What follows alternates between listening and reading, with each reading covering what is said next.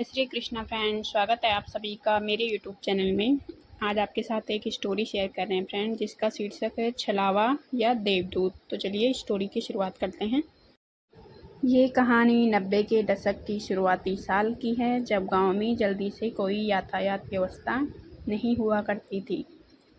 बसंत ऋतु थी तो ऐसे में शादियों का सीजन था।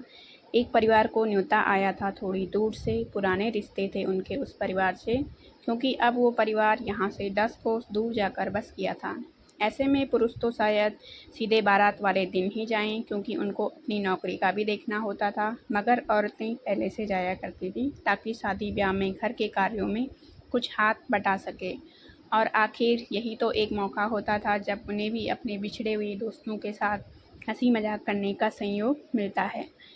अब न्योता आ गया तो शादी में जाने का उनका प्लान बना, और उस घर की 4 औरतें, यानी घर की 3 बहुएं और एक ननद, उन्होंने शादी में जाने का सोचा। उनका विचार था कि सुबह पैदल निकलेंगी और खेतों के रास्ते शाम तक तो पहुंच ही जाएंगी ब्याह वाले गांव।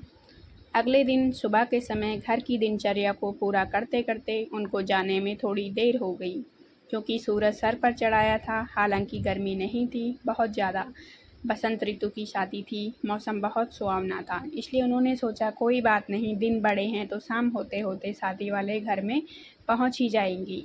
खाने का इंतजाम साथ था, कौन जाने रास्ते में कुछ खाने को मिले या न मिले। तो दूर के सफ़र में शादी वाले गांव पहुंचते पहुंचते रात हो जानी थी।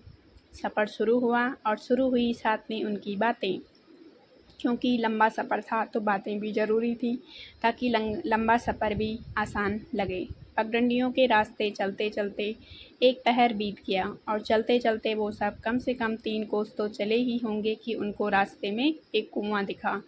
उसके आसपास बड़े बड़े पेड़ थे, सब उसकी छाँव में बैठ गए। उन्होंने थोड़ा सा कुएं का पानी पिया, खाना जो साथ में लाया था घर से वो खाया, और पेड़ की छाँव में बैठ गई। वहीं पर थोड़ा देर बैठकर आराम करने लगी।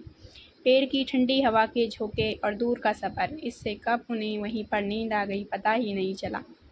यही आराम उनको भारी पड़ गया, क्योंकि पहले ही देरी हुई थी और अब यहाँ थोड़ा ज़्यादा ही आराम हो गया। दिन का तीसरा पहर चालू हो गया था। हालांकि अब ज़रूरी थी तो उन्हें तेज कदमों की, इसीलिए वे चल पड़ी। मगर बातों के क्रम में कहीं थोड़ा बहुत रास्ता भूल गए तो कभी चाल धीमी हो गई। अब भी उस गांव से अच्छी खासी दूरी थी जहां जाना था। गोतली बेला आ गई थी, इसलिए औरतें परेशान हो रही थी। चलते चलते रास्ते में उन्हें एक घर दिखा, एकदम अकेला घर, वो भी खेतों के बीचों बीच। वहाँ से गुजरते वक्त एक औरत घर से निकली।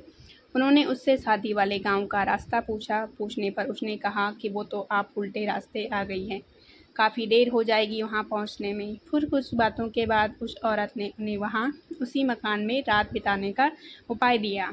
यहाँ अब कुछ खास विकल्प बचा नहीं था, मरता क्या ना करता, तो चारों औरतें भी वहीं रह गई। उस घर वाली औरत ने बताया कि उसके पति कहीं बाहर गए हैं और घर पर वो इस समय अकेली है। उसे भी अच्छा लगेगा अगर आप सब रहेंगी तो। रात उसने खाना बनाया, बेहद साधारण रोटियां और साग, लेकिन खाने में कोई स्वाद ना था। इतनी भूख होने के बावजूद वो खाना ऐसा था मानो खाया ना जाए। रात को मौसम ऐसा था कि गर्मी भी लगती और ठंडी भी। अगली सुबह तो सबके सोने का इंतजाम आंगन में ही किया और ओढ़ने को कंबल दे दिया। खैर थकी ही तो सबको बस लेटते ही नींद आ गई। हालांकि कंबल की ही ज़रूरत पड़ी तो सब अपने अपने हिस्से का कंबल लेकर सो रही थी। इतने में एक औरत की आंख रात को अचानक से खुलती है। उसने जो देखा अपने सामने देखकर उसकी चीख निकल गई, मगर वो चाह कर भी चीख न पाई। शायद ऐसा लग रहा था कि उसे लकवा मार गया हो। वो दृश्य था कि आंगन के मुंडेर पर दर्जनों औरतें नीचे देखी जा रही थी, और वो औरत जिसने उन्हें शरण दी थी वो हवा के बीचों बीच थी, बिना किसी आधार के बैठी हुई थी। और मुंडेर पर बैठी औरतों ने कहा उससे, तुमने अच्छा किया इन्हें रोककर, अब हम इन्हें खा लेते हैं।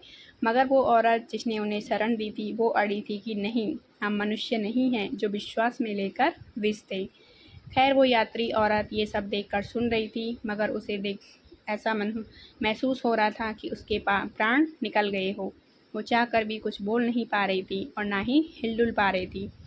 उसने अपनी बाकी भाभीियों को उठा पाने में समर्थ तो थी नहीं। खैर किसी तरह आंखें बंद हुई, मन में राम का नाम जप करके मौत का इंतजार करती रही, और फिर शायद डर से सो गई।